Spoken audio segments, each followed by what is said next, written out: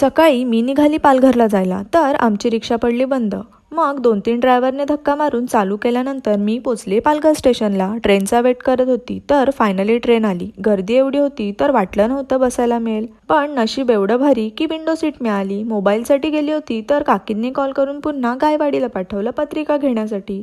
तिथून पत्रिका घेतल्या आणि म्हटलं एवढ्या जवळ आलीच आहे तर भुलेश्वरला जाऊन बघूया, मार्गशीर्ष पूजेसाठी काय मिळते का. जाता जाता नारळ पाणी प्यायले. मार्केटमध्ये जास्त काही आवडलं नाही होतं, बट पालघरपेक्षा दुप्पट प्राईस. म्हणून मग माझा मोबाईलचं काम केलं आणि मेन गोष्ट माझ्यासाठी ट्रायपॉड घेतला. पोटात कावळे ओरडत होते. मग महागाचा वडापाव घेऊन ट्रेनमध्ये खाल्ला. त्यानंतर पोचले अंधेरीला. फ्रेंडचा वेट करता करता मला तर झोप आलीच होती, बट माझ्या बाजूला बसलेल्या काकी तर मोबाईल चालू ठेवूनच झोपल्या होत्या.